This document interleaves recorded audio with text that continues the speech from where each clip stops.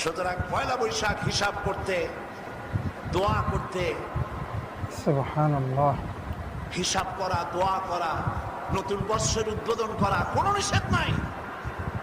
নিষেধ হলো আপনারা যেটা করেন, মুখোশ পরিয়া লাফালাফি করা, ধুতি পরা, কপালে সিঁদুর পরা মুসলমান হইয়া, তারপরে ওই দিন পান্তাবাদ 200 টাকা করিয়া 500 টাকা হয় যদি লোকেরা খাওয়াই দেয়, এগুলি জায়েজ নাই। এটা খতিব সাহেবের একার কথা নয়, পৃথিবীর সমস্ত আলেমদের কথা।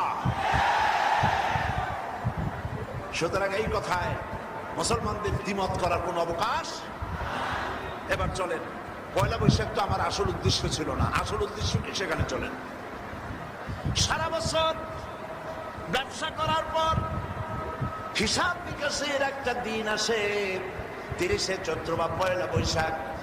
সারা বছর